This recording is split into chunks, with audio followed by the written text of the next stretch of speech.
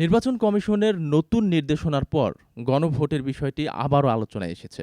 এরই মধ্যে সরকার হ্যাঁ ভোটের প্রচারণাও চালিয়েছে। তার মধ্যে আবারও নতুন নির্দেশনা এসেছে। এই বিষয়টি নিয়েই আজকে আলোচনা করব। আপনাদের সাথে আছি আমি আলফি রায়হান। আমার সাথে যুক্ত হয়েছেন সহকর্মী জান্নাতুল মোহনা। মোহনা, আমরা আজকে গণভোট নিয়ে যেহেতু কথা বলবো, তাহলে প্রথমেই আপনার কাছ থেকে আমি জানতে চাইবো যে গণভোটের হ্যাঁ ভোটের প্রচারণা নিয়ে নির্বাচন কমিশন আসলে কি বলেছে? আপনি যেমনটা বলছেন, একটি নতুন নির্দেশনা দিয়েছে নির্বাচন কমিশন এবং সেই নির্দেশনাটি এসেছে বৃহস্পতিবারে এবং সেই নির্দেশনাটি প্রত্যেকটি রিটার্নিং কর্মকর্তাদের কাছে একটি চিঠি আকারে গিয়েছে, যেখানে সরাসরিভাবে বলা হয়েছে গণভোটে হ্যাঁ বা নায়ের ভোট দেওয়ার পক্ষে কিংবা প্রচারণা চালাতে পারবেন না কোনো সরকারি কর্মকর্তা কিংবা কর্মচারী, এবং যদি তারা করে থাকেন তা হবে দণ্ডনীয় অপরাধ।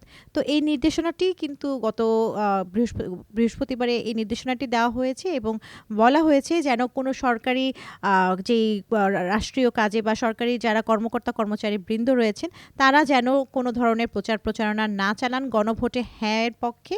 আপনি জানেন যে ইতিমধ্যে গণভোটে হ্যাঁর পক্ষে সরকারি বিভিন্ন প্রতিষ্ঠান অর্থাৎ বিভিন্ন দপ্তর অধিদপ্তর থেকে কিন্তু বিভিন্ন পদক্ষেপ নেওয়া হয়েছে এবং তারা গণভোটে হ্যাঁর পক্ষে বেশ জোরে সোরে কিন্তু প্রচারণা চালিয়ে এসেছেন।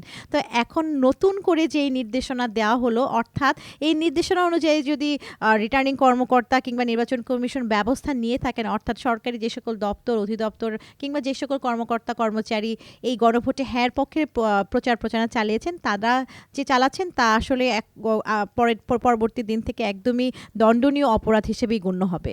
এই বিষয় নিয়ে দীর্ঘ সময় ধরে আলোচনা সমালোচনা ছিল। সরকারের পক্ষ থেকে হ্যাঁ ভোটের যেই প্রচারণা চালিয়েছে, এখন যেখানে নির্বাচন কমিশনের পক্ষ থেকে নতুন নির্দেশনা আসলো, এখন সরকারের প্রচারণার দিকটি কি হবে আসলে নতুন বিষয়টি? আমার মনে হয় সরকারি যারা কর্মকর্তা কর্মচারী রয়েছেন বা ঊর্ধ্বতন কর্তৃপক্ষ রয়েছেন, তারা নিজেরাও হয়তো কিছুটা অবাক হয়ে গেছেন, কেননা হয়তো ইসি বা নির্বাচন কমিশন সরকারের যারা ঊর্ধ্বতন কর্মকর্তা রয়েছেন তাদের সঙ্গে মনে হয় না বৈঠক করেছেন। অর্থাৎ বৈঠক করে থাকলে হয়তো একটা নির্দিষ্ট বা একটা সামঞ্জস্যে আমরা অন্যরকম কোনো ফলাফল বা অন্য কোনো রকম কোনো নির্দেশনা জানতে পারতাম। আমার মনে হচ্ছে যে এখন পর্যন্ত এবং কয়েকটি সংবাদ মাধ্যমে বরাতেও আমরা জানতে পেরেছি এখন পর্যন্ত কোনো সরকারের সাথে নির্বাচন কমিশনের এই ইস্যুটি নিয়ে আলাপ আলোচনা হয়নি।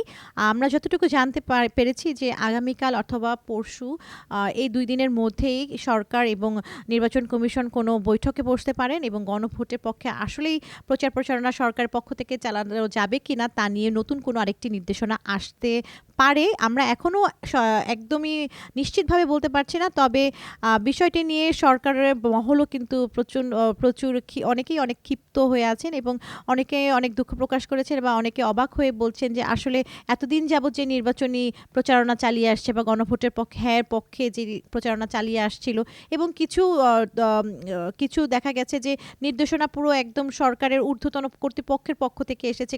আমরা ব্যাংকের মধ্যে দেখেছি, ব্যাংকেও গণভোটে ব্যাংকের কর্মকর্তা কর্মচারী বৃন্দকেও কিন্তু গণভোটে হ্যাঁর পক্ষে নির্বাচনী প্রচারণা চালানোর নির্দেশনা এসেছিল, একদম বিজ্ঞপ্তি আকারে এসেছিল অনেক অধিদপ্তরে এবং দপ্তরেও। তো এখন বলা যেতে পারে যে সরকার এবং নির্বাচন কমিশন যখন বৈঠক করবেন তখন তারা কি সিদ্ধান্ত নেবেন সেটা সম্পর্কে জানতে পারবো। এবং আপনাকে আরেকটা বিষয় আমি বলতে চাই, সেটি হচ্ছে যে গণভোট অধ্যাদেশের যে 2025 তার 21 ধারা অনুযায়ী যেসব কাজ ও আচরণবিধি নির্বাচনের গণপ্রতিনিধিদের জন্য গণ্য হবে, গণভোটের ক্ষেত্রেও কিন্তু তা একইভাবে প্রযোজ্য হবে। এবং গণপ্রতিনিধিত্ব আদেশ শেষের যে 86 ধারাটি রয়েছে সেখানেও বলা হয়েছে যে প্রজাতন্ত্রের কাজে নিয়োজিত কোনো ব্যক্তি তার সরকারি পদমর্যাদার অপব্যবহার করলে সর্বোচ্চ 5 বছর ও সর্বনিম্ন 1 বছর কারাদণ্ড পেতে পারেন। তো এখন দেখার বিষয়টি হলো, যখন নতুন নির্দেশনা দিয়েছে ইসি, তখন সরকার যখন অন্য পক্ষে ছিল, সরকারকে যখন আমরা দেখেছি যে একদমই গণভোটে হ্যাঁর পক্ষে প্রচারণা চালাচ্ছেন, এখন এই নতুন নির্দেশনা অনুযায়ী সরকারি কর্মকর্তারা কি করবেন তা হয়তো আমরা পরবর্তী বৈঠক হলে তা আমরা জানাতে পারবো। আপনার কি মনে হচ্ছে যে এই নির্দেশনা আসার পরে এখন সরকার কি প্রচারণা চালাতে পারবেন আসলে এখন যেহেতু সরাসরি নির্দেশনা গিয়েছে এবং রিটার্নিং কর্মকর্তাদেরকে ইসি তার চিঠিতে স্পষ্টভাবে বলেছেন এই বিধান অনুযায়ী তাদের ব্যবস্থা নিতে হবে। অর্থাৎ এই বিধান অনুযায়ী যদি কোনো সরকারি দপ্তর অধিদপ্তর কর্মকর্তা কর্মচারীবৃন্দ এই গণভোটে হ্যাঁর পক্ষে প্রচারণা চালিয়ে থাকেন বা চালাতে থাকেন, তাহলে তারা দণ্ডবিধির আওতায় আসবেন তাদেরও হয়তো আমি কিছুক্ষণ আগে যেই আমরা যে আদেশটির কথা বলেছি সেই আদেশটি অনুযায়ী তাদের দণ্ডবিধি হতে পারে। নতুন করে সংস্কার করার জন্যই হচ্ছে গণভোট যে ব্যাপারটি ছিল এটা করা হয়েছে। গণভোট হ্যাঁ দিলে সংস্কার হবে দেশের, এমনটি কিন্তু আমরা জানতাম আগে থেকে। তো আজকের যেই সংস্কার কমিশনের সহসভাপতি আলী রিয়াজ তিনি যে কথাটি বলেছেন যে গণভোটের প্রচারণা নির্বাচন কমিশনের নির্দেশনার বিষয়ে আইনি বিশেষজ্ঞদের সাথে কথা বলে তারপরে তারা আবার আমাদেরকে জানাবেন আসলে কি হতে পারে। যতটুকু মনে হচ্ছে যে যারা পূর্বে প্রচারণা চালিয়েছেন, অর্থাৎ আমরা এতদিন যাবৎ কিন্তু আমরা সরকারের বিভিন্ন জায়গা থেকে বিভিন্ন মহল থেকে প্রচারণাটি দেখে এসেছি। অর্থাৎ এখন যদি ধরতে হয় বা সাজা দিতে হয় তাহলে দেখা যাবে যে সরকারের যেই ঊর্ধ্বতন কর্তৃপক্ষ রয়েছেন তাদেরকেও সাজার আওতায় আনতে হবে। এবং আপনি দেখেছিলেন যে প্রধান উপদেষ্টা ডক্টর মোহাম্মদ ইউনূসও কিন্তু গণভোটে হ্যাঁর পক্ষে জনগণের কাছে হ্যাঁ ভোটের পক্ষে আর কি প্রচারণার মতোই চালিয়েছেন বা জনগণকে জানিয়েছেন যেন জনগণ হ্যাঁ ভোটের তাদের মতামত দিয়ে থাকেন। তো সেই ক্ষেত্রে দেখা যাবে যে পুরো বিষয়টি দেখা যাবে যে একটি জগা খিচুড়ির মতোই হয়ে গেছে, যে আসলে এখন এতদিন যেহেতু সরকার চালিয়ে এসেছে তাহলে কি ইসি চোখে স্টিলের চশমা পড়েছিল?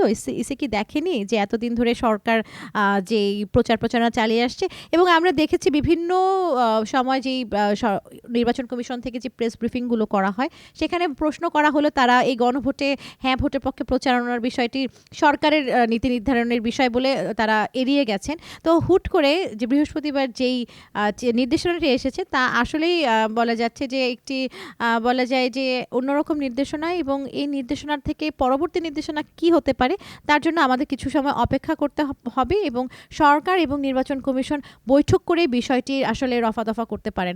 আর অথবা আমরা দেখেছি যে এক জায়গায় একটি সংবাদ মাধ্যমে আমরা পড়েছি যে সরকার যদি চায় যেই অধ্যাদেশের জন্য এই বিধানটি প্রযোজ্য হবে সেই অধ্যাদেশটি হয়তো পরিবর্তন করা যেতে পারে বা করা হতে পারে।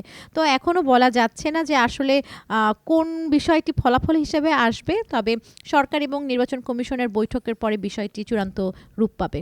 এতক্ষণ আমাদের সাথে গণভোট নিয়ে কথা বলার জন্য অসংখ্য ধন্যবাদ আপনাকে। দর্শক, এতক্ষণ আমরা গণভোটের যে নতুন সংস্করণ এসেছে, নতুন যেই প্রচারণা আগে চালিয়েছে সেটা নিয়ে কিন্তু নতুন যে নির্দেশনা এসেছে সেই বিষয়ে আমরা এতক্ষণ কথা বললাম। ধন্যবাদ আপনাদের সবাইকে।